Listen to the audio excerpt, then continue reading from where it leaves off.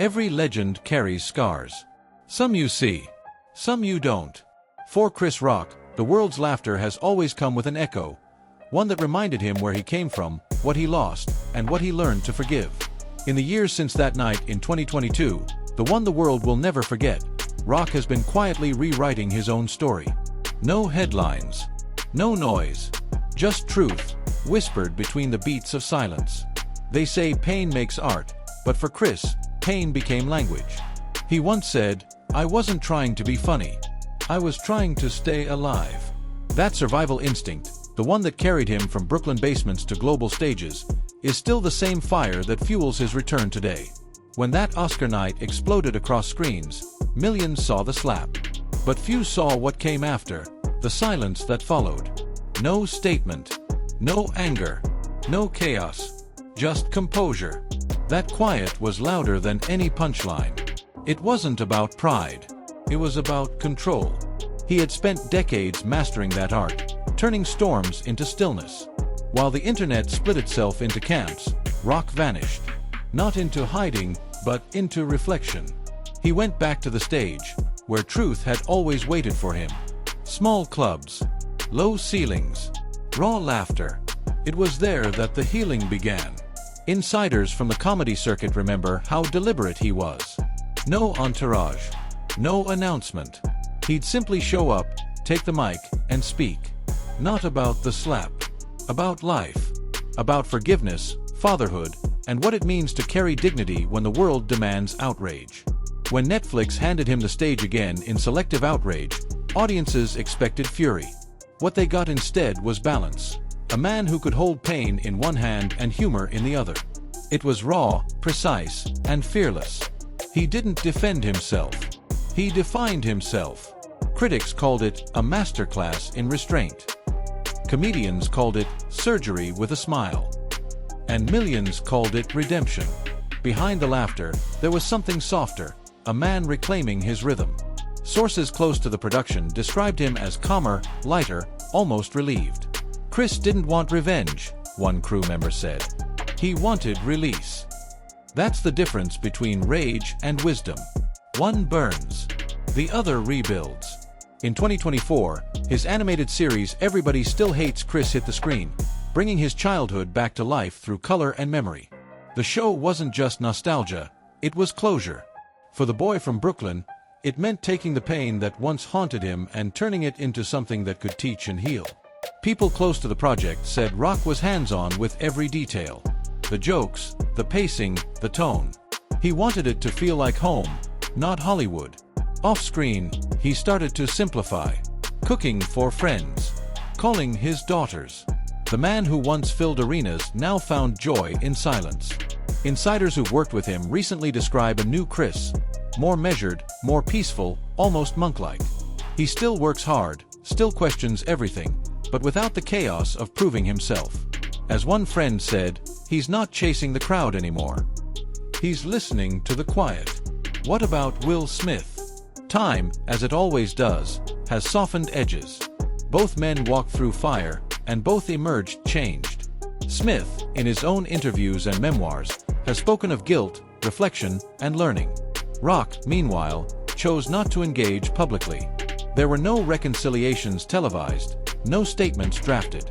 But those close to both camps say the air is lighter now. Not fixed, just forgiven. A source familiar with their circles said quietly, "It's not about being friends again. It's about letting peace do its work." And that's what maturity looks like. Not forgetting, but growing beyond the moment that tried to define you.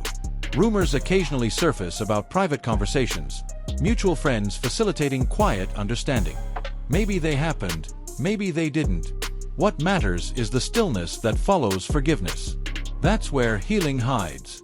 As of 2025, Chris Rock is reportedly working on a film that he both directs and stars in, a project insiders describe as his most personal yet. It's not another comedy special. It's a reflection on truth, loss, and legacy. One source close to the set said, "It's Chris stripped of armor. Funny, yes, but brutally honest. It's about what fame costs, and what forgiveness gives back." That's the evolution of an artist who spent decades dissecting the world, only to realize the final act is to dissect himself. At this stage in his life, Rock isn't chasing relevance. He is relevance, the living proof that growth is louder than gossip. He gives quietly now.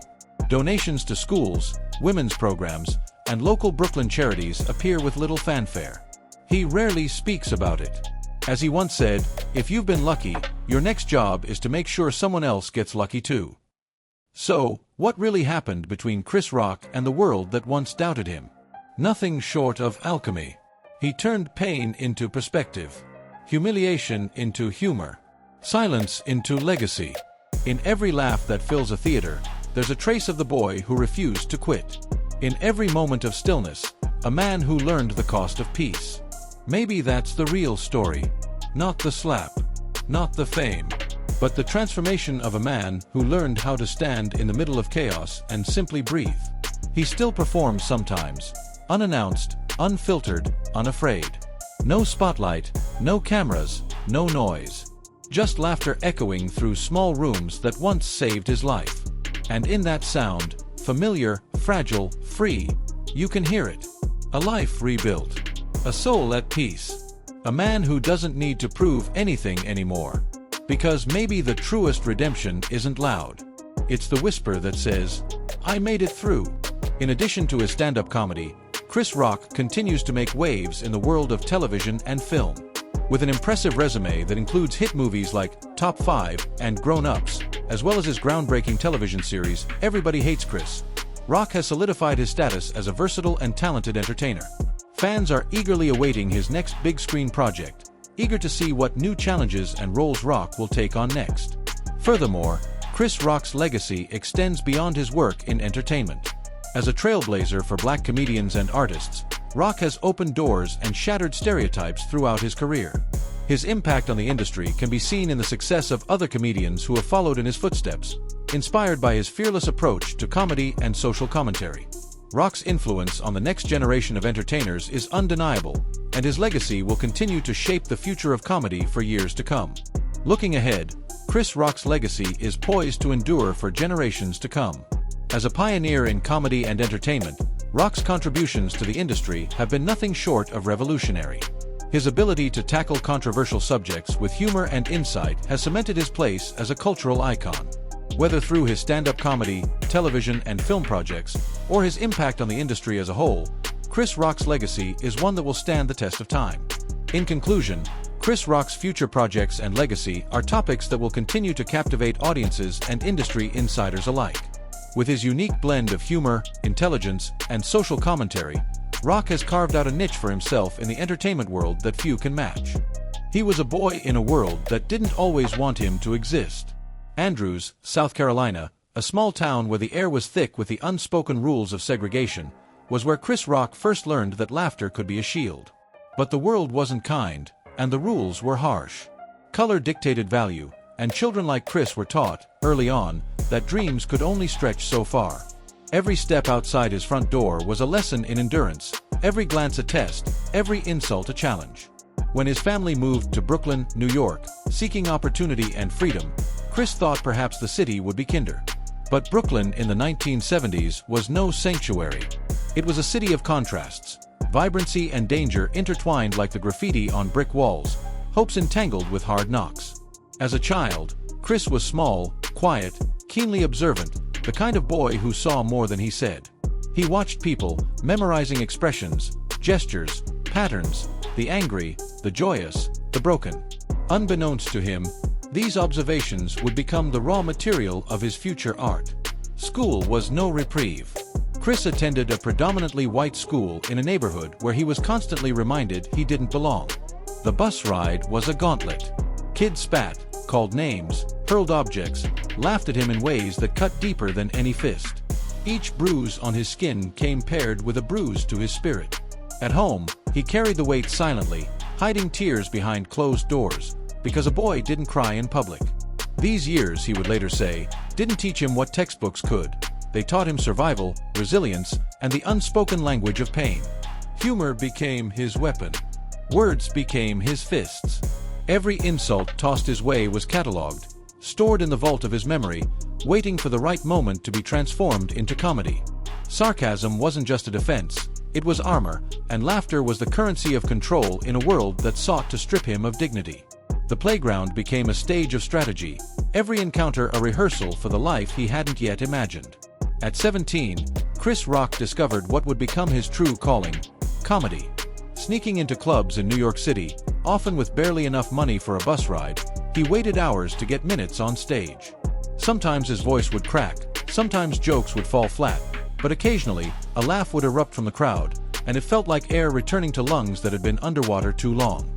Addiction to that sound began early, a need not just for attention, but for recognition, for validation that he was more than the labels imposed on him as a boy. The early 1980s were grueling.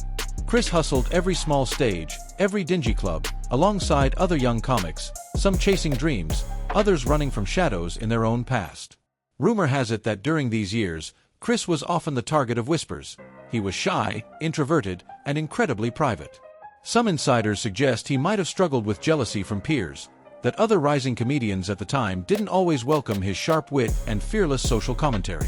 There's speculation that these frictions, while never fully documented, shaped the combative and incisive style he later became famous for. It was in one of these small clubs that Eddie Murphy noticed him. Murphy, already a towering figure in comedy, allegedly saw something in Chris that others didn't: raw truth, unfiltered pain, and a voice unafraid to confront uncomfortable realities. He took Chris under his wing, mentoring him, guiding him, and giving him opportunities that otherwise would have remained dreams. This mentorship, while publicly praised, was rumored to be complicated behind the scenes. Sources close to the era hint at creative disagreements, moments where Chris's bold, sometimes confrontational style clashed with Murphy's established brand.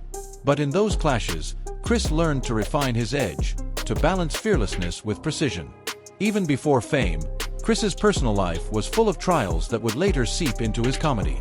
Rumors from old friends and childhood acquaintances suggest he experienced his first heartbreak in his teens, though details are scarce. Some allege that early relationships were complicated by his shyness, his intensity, and the pressures of survival in hostile environments. Though nothing is confirmed, it's plausible that these experiences gave him a nuanced understanding of love, rejection, and human vulnerability, themes that would define much of his later work. His path to television wasn't smooth. When he joined Saturday Night Live, many expected him to be the next big breakout. But SNL, for all its prestige, was a crucible for a man whose humor was sharp, politically aware, and unafraid to challenge societal norms. Sources close to the production suggested that network executives often found Chris's material too raw, too pointed, too uncomfortable for mainstream audiences. There were whispers, never officially confirmed, that his departure from SNL involved more than just career choices. It may have included subtle tensions with cast members and producers, a clash of visions between mainstream expectations and Chris's uncompromising authenticity. During this period, Chris's personal life faced further trials. Gossip columns from the early 90s hint at rumored relationships with fellow performers, though nothing was ever substantiated. Some insiders speculate that balancing budding fame with personal connections proved difficult. Sources suggest there may have been flirtations and brief affairs, fueling tabloid rumors that painted him as reckless or unavailable. Chris never confirmed these stories, and they remain speculative, but they reflect the pressures and temptations that accompanied early success in New York's entertainment world. Even without mainstream fame, Chris's ambition never waned. He spent countless nights observing, writing, performing, failing, and trying again. There are anecdotes from fellow comics of impromptu writing sessions in basements, jokes scribbled on napkins, hours spent dissecting the social mechanics of race, class, and human behavior. Some of these stories, though unverified, suggest he was already experimenting with the kind of material that would later shock audiences, push boundaries, and cement his reputation as a fearless voice in comedy. Rumors persist about some of his earliest mentors besides Eddie Murphy. Older, lesser-known comics who allegedly guided him quietly, gave him pointers on timing, delivery, and the delicate art of turning pain into punchlines. Names are scarce, but speculation points to small circles in Brooklyn and Manhattan's comedy clubs. Some insiders even claim that Chris learned early on how to navigate networks of influence, to protect himself while absorbing lessons from more experienced performers. Again, none of this is confirmed, but it paints a picture of a young man navigating treacherous waters with strategy as sharp as his humor. Through these years, Chris's personal struggles intersected with his professional development in ways few noticed. Close friends from that time recount a man who was both charming and guarded, someone whose humor could light up a room yet who often went home to silence, to contemplation, to a mirror that reflected both potential and vulnerability. There are rumors that during these pre-fame years, Chris experimented with coping mechanisms, perhaps even destructive ones, though he has never publicly confirmed these. Some speculate that these experiences informed the candidness he later displayed about addiction, anger, and personal failings. And then there was the subtle interplay of envy and camaraderie. Gossip from insiders suggests Chris may have been both admired and resented by peers. Some comics allegedly whispered about his audacity, his confidence, his unwillingness to tone down material for comfort. Others claim he formed alliances and friendships that lasted into his fame, creating networks that would later help him navigate the complex world of television, stand-up specials, and movies. The reality may never be fully known, but it's clear that these early social dynamics shaped not only his career but his worldview. By the late 1980s, Chris was slowly transforming from a boy surviving the world into a man wielding laughter like a weapon. Every insult absorbed, every setback endured, became material. His early performances, though imperfect, were raw, honest, and brave. Rumor has it that some early shows were near disasters, jokes falling flat, audiences hostile, but each failure only sharpened his skill. Close confidants have said that Chris's work ethic at this stage was obsessive. He lived for the stage, constantly refining, testing, learning. The young man who had once endured spitting on buses and playground taunts was now shaping a voice that would one day reverberate across the globe. There's even speculation that during these years, Chris faced financial insecurity that was more severe than publicly known. Sources hint at unpaid club gigs, last-minute show cancellations, and struggles to pay rent. Some rumors suggest he may have occasionally relied on friends for shelter or meals. While unconfirmed, these hardships reflect the grind behind the glamour of eventual fame, a relentless pursuit, driven by both talent and necessity. By the time Chris approached his early 20s, everything he had endured, the childhood bullying, the racial tension, the early heartbreaks, the grueling nights in comedy clubs, coalesced into a singular purpose: to become a voice that couldn't be ignored. He was still small in stature, still young, still fighting invisible wars, but the foundations of his genius were being laid. Every whispered rumor, every challenge, every secret struggle became material. Every scar, visible or hidden, became a tool. Chris Rock was no longer just surviving. He was quietly, methodically, preparing to conquer. As he continues to push boundaries and challenge conventions, Chris Rock's influence will undoubtedly continue to shape the landscape of comedy and entertainment for years to come.